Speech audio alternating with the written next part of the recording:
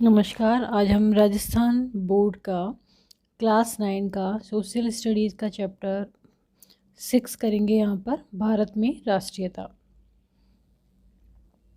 राष्ट्र या देश एक ऐसा जन समूह है जो स्वतंत्र रूप से एक निश्चित भूभाग में रहता हो और वह स्वतंत्रता, समानता व बंधुत्व की सामुदायिक भावना के आधार पर संगठित हो।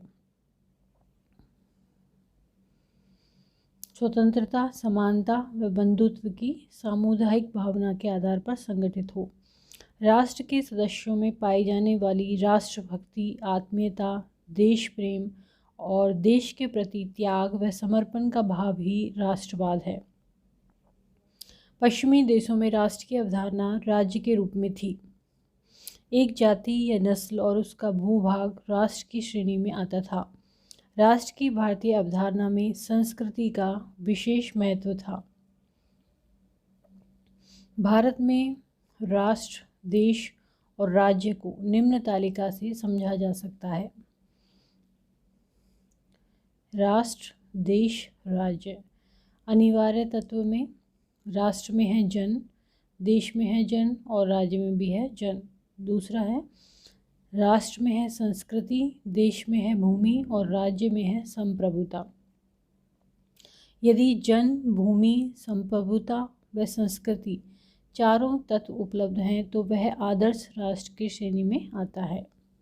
जन, भूमि, संप्रभुता व संस्कृति। राष्ट्रवाद का उद्भव एवं विकास। ब्रिटिश विद्वान सर जॉन स्ट्रेची एवं सर जॉन सीले ने भारतीय राष्ट्रवाद का जन्म 19वीं शताब्दी की देन बताया है।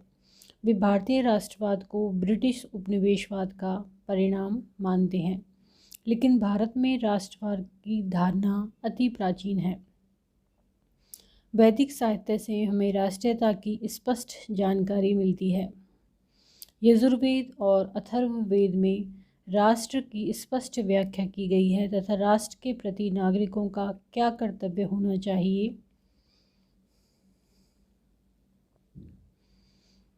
उसे भी यजुर्वेद में समझाया गया है। इस तरह जब वेदों में राष्ट्र की स्पष्ट अवधारणा बताई गई है तो ब्रिटिश व पाश्चात्य प्रभाव से राष्ट्रीय भावना या राष्ट्रीयता का उदय हुआ, यह कहना उचित नहीं है। वस्तुतः भारतीयों में भारतवर्ष या भारत के प्रति सम्मान एवं भक्ति की भावना थी। यह हमारी राष्ट्रीयता का प्रतीक है। यही नहीं, भारत में सांस्कृतिक राष्ट्रवाद की अवधारणा का विशेष महत्व था।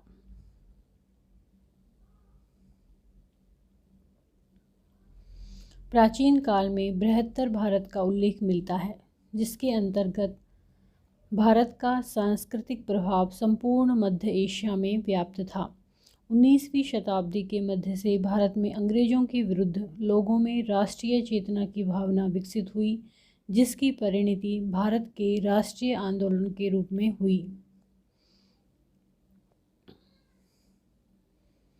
राष्ट्रीय जनता में मैं के स्थान पर हम की भावना उत्पन्न करती है। राष्ट्रीय पुनर्जागरण के कारण 19वीं शताब्दी का भारतीय राष्ट्रीय पुनर्चेतना अंग्रेजों द्वारा किए जाने वाले भारत के आर्थिक, राजनीतिक एवं सांस्कृतिक दमन चक्र के विरुद्ध प्रतिक्रिया थी। राष्ट्रीय भावना की शक्ति के बल पर भारतीयों ने अंग्रेजों को देश छोड़कर जाने के लिए मजबूर किया। अंग्रेजों ने भारत पर आधिपत्य की शुरुआत बंगाल से की थी। कोलकाता 1911 ईस्वी तक ब्रिटिश भारत की राजधानी रहा था, अतः उनका सर्वाधिक प्रभाव भी यही रहा। भारत में राष्ट्रीय पुनर्जागरण उत्पन्न होने के निम्नांकित कारण रहे हैं।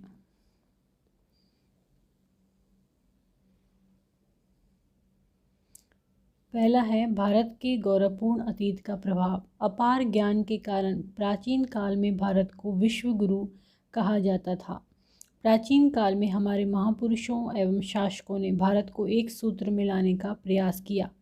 इसी गौरव की प्रेरणा से 19वीं शताब्दी में अंग्रेजों के विरुद्ध राष्ट्र भावना जागृत हुई।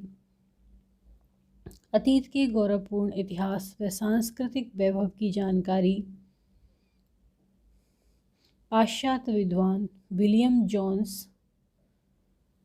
प्रिंसेस मैक्समूलर फर्ग्यूसन, भारतीय विद्वान राजेंद्र लाल मित्रा तथा विलियम जोन्स ने संस्कृत ग्रंथों का अंग्रेजी अनुवाद करके बताई।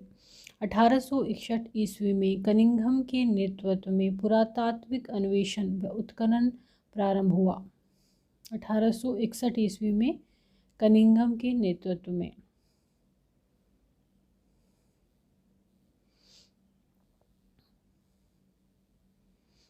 प्राचीन काल से भारत में अत्यधिक विकसित संस्कृति थी। यह उत्खननों से ज्ञात हुआ। भारत के प्राचीन वैभव के ज्ञान से देश में आत्मविश्वास जागृत हुआ व राष्ट्रवाद की प्रेरणा मिली। भारतीय ही नहीं, यूरोपीय विद्वानों ने भी भारत के वैदिक ज्ञान को विश्व कल्याण के लिए महत्वपूर्ण बताया। ब्रिटिश शासन का प्रभाव। दूसरा है ब्रिटिश शासन का प्रभाव। अंग्रेजों द्वारा भारत का आर्थिक व सांस्कृतिक शोषण किए जाने के कारण उनकी नीतियों का विरोध हुआ। 1837 से 1857 ईस्वी तक ब्रिटिश नीतियों के विरुद्ध अनेक विद्रोह हुए। इनमें नागरिक विद्रोह, आदिवासियों के विद्रोह, किसान विद्रोह आदि सम्मिलित थे। भारतीयों को यह समझ में आ गया कि ब्रिटिश साम्राज्यवादी सत्ता भारत के लिए हितकर नहीं हो सकती। लॉर्ड लिटन की अदूरदर्शी व प्रतिक्रियावादी नीतियों ने भारतीयों में और अधिक असंतोष पैदा किया। भारत का राष्ट्रीय आंदोलन ब्रिटिश शासन के विरुद्ध प्रतिक्रिया का परिणाम था।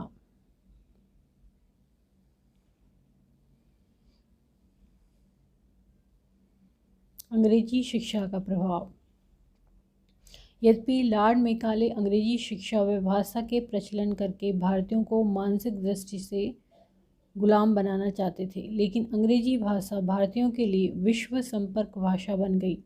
भारतीय युवक उच्च शिक्षा में रुचि लेने लगे और इससे राष्ट्रीय जागृति को प्रोत्साहन मिला। पाश्चात्य दार्शनिकों एवं विचारकों से संपर्क का प्रभाव। अंग्रेजी भाषा के माध्यम से भारतीय युवक बर्क, बेंथम, मिल, रूसो, मिल्टन, स्पेंसर आदि के संपर्क में आए। इनके क्रांतिकारी एवं राष्ट्रीय विचारों से प्रभावित हुए। इससे राष्ट्रवाद को बल मिला। भारतीय साहित्यकारों का योगदान। भारतीय कवियों एवं लेखकों ने राष्ट्र प्रेम से परिपूर्ण साहित्य की रचना की। आनंद मठ, नील दर्पण नाटकों के मंचन से राष्ट्रवाद को प्रोत्साहन मिला। बंकिम चंद्र चटर्जी का आनंद मठ देशभक्ति का पर्याय बन गया। वंदे मातरम गीत इन्हीं की देन है। बंकिम चंद्र चटर्जी की देन है वंदे मातरम गीत। तत्कालीन साहित्यकारों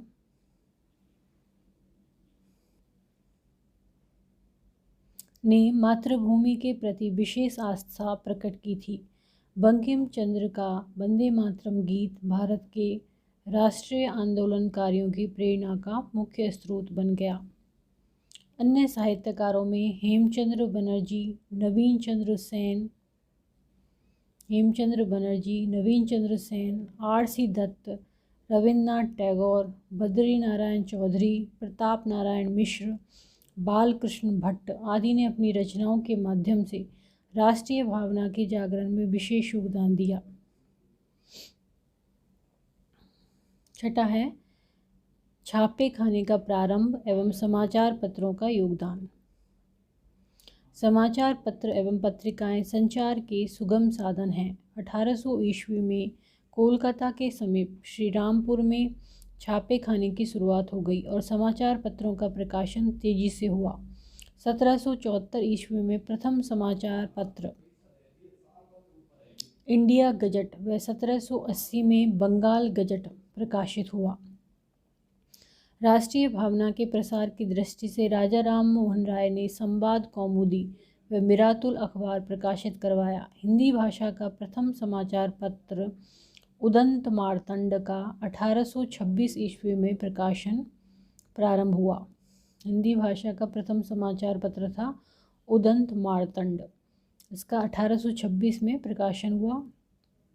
समाचार पत्रों ने ईस्ट इंडिया कंपनी साम्राज्यवादी एवं शोषण नीति का खुलकर विरोध किया। समाचार पत्रों एवं साप्ताहिक पत्रों के माध्यम से भारतीय समाज सुधारकों एवं राजनीतिक विचारकों के विचार जनता के पास जाने लगे। ईश्वरचंद्र विद्यासागर ने सोम प्रकाश एवं हरिश्चंद्र मुखर्जी ने हिंदू पैट्रियट का प्रकाशन किया। ईश्वरचंद्र विद्यासागर ने सोम प्रकाश और हरिश्चंद्र मुखर्जी ने हिंदू पैट्रियट। 1868 ईस्वी में अमृत बाजार पत्रिका का प्रकाशन हुआ। तिलक ने मराठी भाषा में केसरी व अंग्रेजी में मराठा प्रकाशित किया। इन समाचार पत्रों ने भारत में बलिदान एवं राष्ट्रवाद का वातावरण तैयार किया। 7वां है अंग्रेजों द्वारा भारतीयों से भेदभावपूर्ण नीति अपनाना, भारतीयों को सेना व प्रशासन में उच्च पदों से वंचित रखना, भारतीयों से भेदभाव रखना। 1857 ईस्वी की क्रांति के बाद भारतीयों का अपमान व अत्याचार, कानून के समक्ष अंग्रेजों व भारतीयों में असमानता आदि अंग्रेजों द्वारा किए गए ऐसे कार्य थे जिससे भारतीयों में असंतोष उत्पन्न हुआ। धर्म सुधार व समाज सुधार आंदोलन का प्रभाव। भारत में स्वतंत्रता आंदोलन के प्रारंभ में धर्म व समाज में फैली हुई कुरीतियों के विरुद्ध शुरू हुए ब्रह्म समाज, आर्य समाज, रामकृष्ण मिशन की महत्वपूर्ण भूमिका रही। राजा राम मोहन राय व स्वामी दयानंद सरस्वती ने सामाजिक बुराइयों को दूर किया और लोगों में राष्ट्रीय प्रेम जागृत किया। ब्रह्म समाज के संस्थापक राजा राम मोहन राय को आधुनिक भारत का निर्माता कहा जाता है। उन्होंने आधुनिक शिक्षा के प्रसार पर जोर दिया। उन्होंने प्रेस की आज़ादी एवं स्वतंत्रता के लिए संघर्ष किया। ब्रह्म समाज के ही केशव चंद्र सेन ने सामाजिक समानता एवं व्यक्तिगत स्वतंत्रता पर हिंदी के प्रयोग पर बल दिया। उन्होंने संपूर्ण भारत की यात्रा करके विभिन्न पंथों को जोड़ने का प्रयास किया। आर्य समाज के संस्थापक ने स्वदेशी वस्तुओं के उपयोग एवं स्वराज्य पर जोर दिया। उन्होंने ही सर्वप्रथम स्वराज्य शब्द का प्रयोग किया। स्वामी विवेकानंद ने 1893 ईस्वी में शिकागो के धर्म सम्मेलन में वेदांत के उपदेश देकर विश्व में भारत का मान बढ़ाया। उन्होंने राजनीतिक स्वतंत्रता और अतीत के गौरव के सम्मान पर बल दिया। भारत माता की सेवा को ही एकमात्र धर्म बताया। भारत में राष्ट्रवाद को गति देने में इन सुधार आंदोलनों की महत्वपूर्ण भूमिका रही। भारत का आर्थिक शोषण।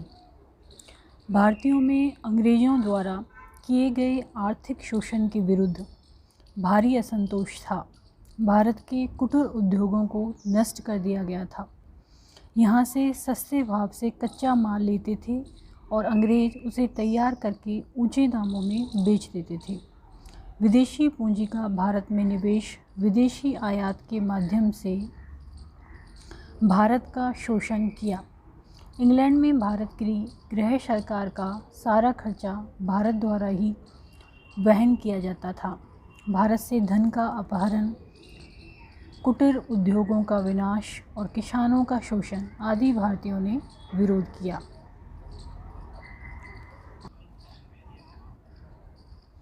राष्ट्रीय आंदोलन एवं भारत की स्वतंत्रता। राष्ट्रवाद की भावना से प्रेरित होकर लंबे समय तक भारतीयों ने भारत को स्वतंत्र कराने के लिए राष्ट्रीय आंदोलन चलाया। क्रांतिकारियों के बलिदान, महात्मा गांधी के अहिंसात्मक आंदोलन एवं स्वतंत्रता सेनानियों के प्रयासों से भारत 15 अगस्त 1947 को आज़ाद हुआ। भारत को स्वतंत्र कराने में क्रांतिकारी भगत सिंह, राजगुरु सुखदेव, चंद्रशेखर आज़ाद, चापेकर बंधु, अशफाक उल्ला खां, राम प्रसाद बिस्मिल, राजेंद्र लाहिड़ी, खुशीराम बोस, प्रफुल्ल चंद, वासुदेव, बलवंत फड़के, वीर सावरकर, सुभाष चंद्र बोस, लाला लाजपत राय, बिपिन चंद्र पाल, बाल गंगाधर तिलक, गोपाल कृष्ण गोखले, अरविंद घोष, पंडित जवाहरलाल नेहरू, सरदार वल्लभ भाई पटेल आदि ने महत्वपूर्ण भूमिका निभाई। सन 1857 का स्वतंत्रता संग्राम राजस्थान के विशेष संदर्भ में भारत में अंग्रेज़ों के विरुद्ध तीव्र असंतोष बढ़ता जा रहा था। अंग्रेज़ों की साम्राज्यवादी नीति और आर्थिक शोषण ने इस असंतोष को और अधिक तीव्र कर दिया। सन 1857 का प्रथम स्वतंत्रता संग्राम इसी तीव्र असंतोष का परिणाम था। ब्रिटिश विद्वानों ने इसे सैनिक विद्रोह या गदर कहा है, लेकिन यह उचित नहीं है। वीर सावरकर ने इसे भारत का प्रथम स्वतंत्रता संग्राम कहा है। अंग्रेज़ों को पहली बार भारतीयों के संगठित विरोध का सामना करना पड़ा।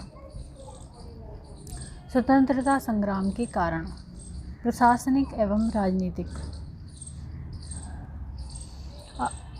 अपनी साम्राज्यवादी महत्वाकांक्षा की पूर्ति के लिए लॉर्ड वेरेजली ने देशी रियासतों यथा झांसी, नागपुर, सतारा, अवध को अंग्रेजी साम्राज्य में मिला लिया। भारतीय जमींदारों की भूमि छीन ली। मुगल सम्राट बहादुर शाह से अपमानजनक व्यवहार करके मुसलमानों को नाराज कर दिया। उच्च सेवाओं में भारतीयों को नियुक्ति नहीं दी गई। अंग्रेज़ों की न्याय व्यवस्था से भी भारतीय संतुष्ट नहीं थे। सामाजिक कारण। अंग्रेज भारतीयों को घृणा की दृष्टि से देखते थे। भारतीय परंपराओं और रीति रिवाजों की भी उपेक्षा की। भारतीयों के साथ भेदभाव की नीति अपनाई। भारतीयों के लिए रेल में प्रथम श्रेणी यात्रा की अनुमति नहीं थी। काले घोड़े का भेद किया जाता था। पाश्चात्य सभ्यता भारतीयों पर लादने की चेष्टा की। सामाजिक दृष्टि से वे अपने आप को सर्वोच्च मानते थे। आगरा के एक मजिस्ट्रेट की टिप्पणी से अंग्रेज़ों की मानसिकता झलकती है, जिसमें उसने कहा था, प्रत्येक भारतीय को, चाहे उसका पद कुछ भी हो, उसे विवश किया जाना चाहिए कि सड़क पर चलने वाले प्रत्येक अंग्रेज को सलाम करे। यदि भारतीय घोड़े या गाड़ी पर सवार हों तो उसे नीचे उतरकर तब तक खड़े रहना चाहिए जब तक कि अंग्रेज वहां से निकल न जाएं। अंग्रेज़ों ने सन 1856 के पैतृक संपत्ति कानून के अनुसार उत्तराधिकार के नियम में यह परिवर्तन कर दिया गया कि यदि कोई हिंदू ईसाई धर्म स्वीकार कर लेगा तो उसे पैतृक संपत्ति से वंचित नहीं किया जाएगा। पूर्व में प्रावधान था कि यदि कोई धर्म परिवर्तन कर लेता है तो उसे पैतृक संपत्ति के अधिकार से वंचित किया जा सकता था। अंग्रेज़ों की इस कार्यवाही से भारतीयों में असंतोष जागृत हुआ।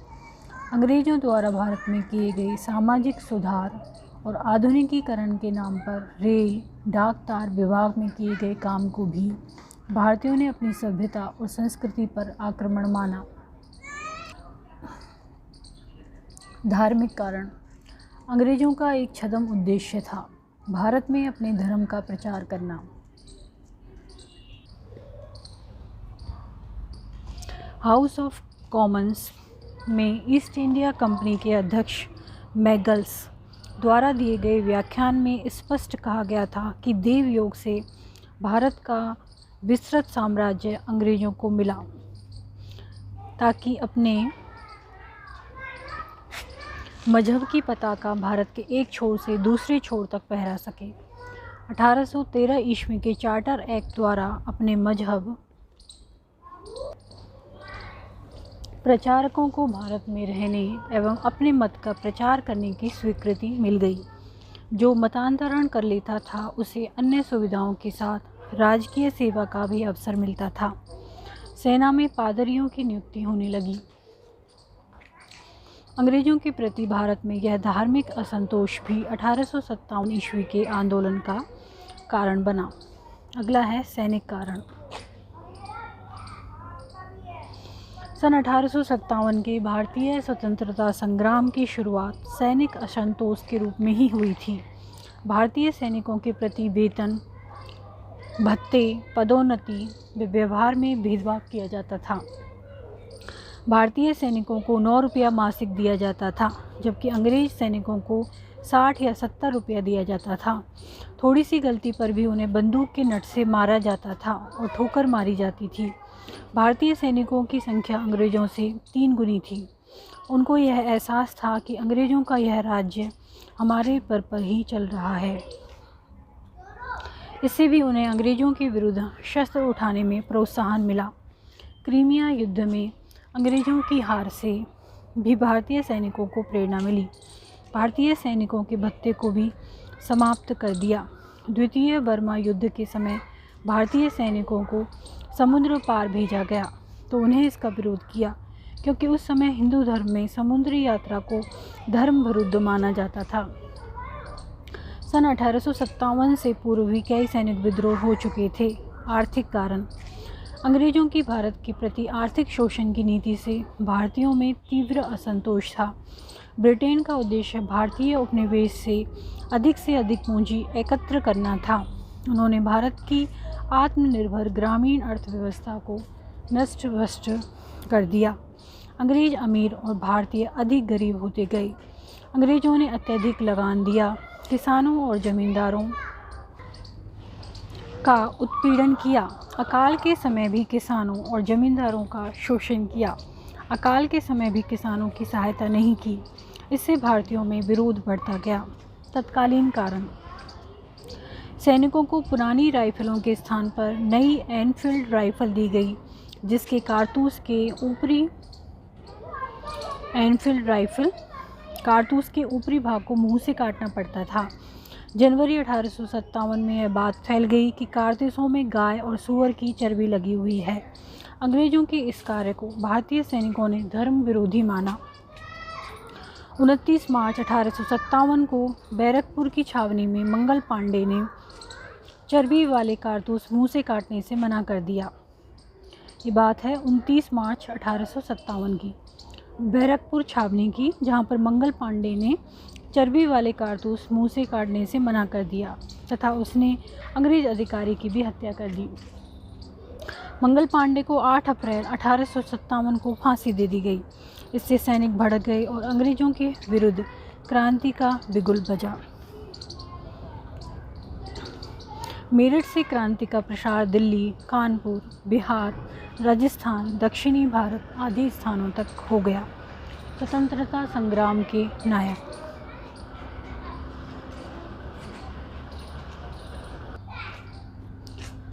स्वतंत्रता संग्राम के नायक भारतीयों के इस संगठित विरोध ने अंग्रेज़ों की जड़ें हिलाकर रख दी। झांसी की रानी लक्ष्मीबाई, कानपुर से नाना साहब, तात्या टोपे, अजी मुल्ला, बिहार के कुंवर सिंह, दक्षिणी भारत में रंगाजी बाप गुप्ते तथा मेवाड़ के सामंतों ने क्रांतिकारियों का साथ दिया। आउवा के ठाकुर खुशहाल सिंह ने सैनिक सहायता प्रदान की। सलमपुर के रावत केसरी सिंह ने आउवा के ठाकुर खुशहाल सिंह को अपने यहाँ शरण भी दी थी। कोठारिया के ठाकुर जोध सिंह ने ब्रिटिश अधिकारी की संपत्ति लूट ली तथा नीमजी चारण को भी संरक्षण दिया। राजस्थान में 1857 ईस्वी का स्वतंत्रता संग्राम: आउवा के ठाकुर खुशहाल सिंह अंग्रेज़ों के घोर विरोधी थे। उन्होंने अपने अंग्रेज़ों विरोधी संघर्ष में जोधपुर राज्य एवं अंग्रेज़ी सेना को बुरी तरह से परास्त किया। आउवा के ठाकुर खुशहाल सिंह ने ब्रिटिश रेजिमेंट मैकमैसन का सिर धड़ से अलग कर दिया और उसे आउवा के किले पर लटका दिया। आउवा के ठाकुर को मेवाड़ के सामंतों का भी जन समर्थन था, लेकिन दूसरे ही वर्ष जोधपुर व अंग्रेज़ों की संयुक्त सेना ने ठाकुर खुशहाल सिंह पर आक्रमण किया। किलेदार को रिश्वत देकर किले के दरवाजे खुलवा दिए एवं किले में प्रवेश कर गए। 28 मई 1857 को नसीराबाद के सैनिकों ने तोपखाने पर अधिकार कर लिया, खजाना लूट लिया, एक अंग्रेज अधिकारी के टुकड़े कर दिए। अंग्रेज अधिकारी प्राण बचाकर वहां से भाग निकले। यहाँ से सैनिक दिल्ली कूच कर गए। नसीराबाद क्रांति के समाचार नीमच पहुँचे। नीमच में सैनिकों ने शस्त्रागार लूट लिया। अंग्रेज अधिकारी उदयपुर की ओर भाग गए। महाराणा ने उन्हें महलों में शरण दी। कोटा में भी अंग्रेज़ों के विरुद्ध आमजन और राजकीय सेना द्वारा संघर्ष किया गया।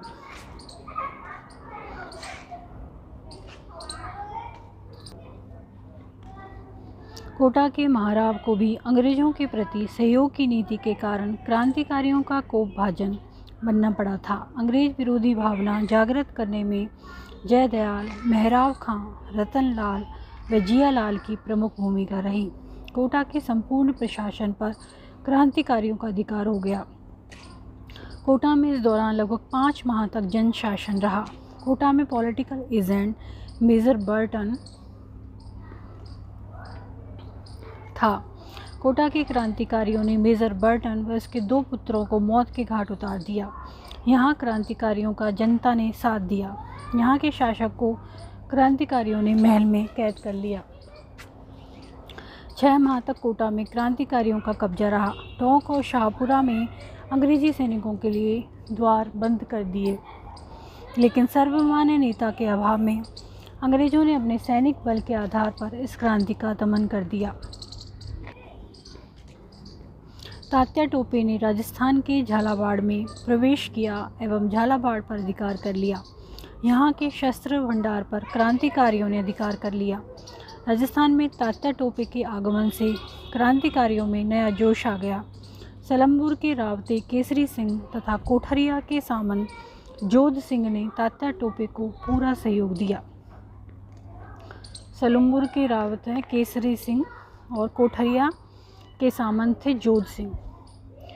इन्होंने तात्या टोपे को पूरा सहयोग दिया। नरवर के शासक मान सिंह ने तात्या टोपे को अंग्रेजों के हाथ पकड़वा दिया। नरवर के शासक मान सिंह ने, और 1859 में उसे फांसी दे दी गई। लेकिन फांसी देना सत्य नहीं है। क्रांति को कमज़ोर होता हुआ देखकर वह अज्ञातवास में चला गया। इसी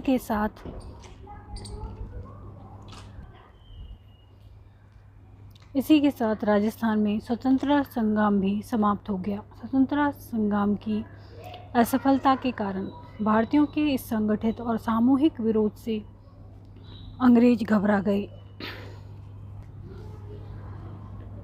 क्रांतिकारियों ने प्रारंभ में अंग्रेजों को कई स्थानों पर पराजित किया, लेकिन अपने विशाल सैनिक शक्ति तथा यहाँ की रियासतों के शासकों की सहानुभूति के बल पर भारत के प्रथम स्वतंत्रता संग्राम का दमन कर दिया।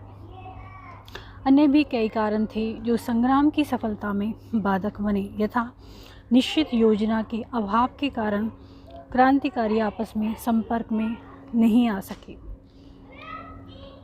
निश्चित योजना का अभाव।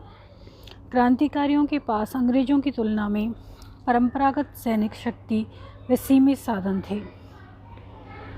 देसी रियासतों का क्रांतिकारियों को सहयोग नहीं मिला।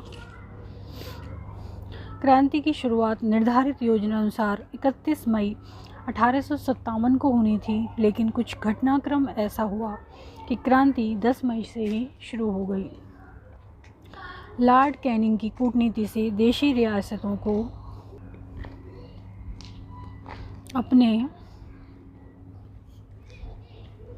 अपने पक्ष में कर लिया और क्रांतिकारियों पर नियंत्रण प्राप्त करने में सफलता प्राप्त कर ली। 1857 के स्वतंत्रता संग्राम का महत्व एवं परिणाम।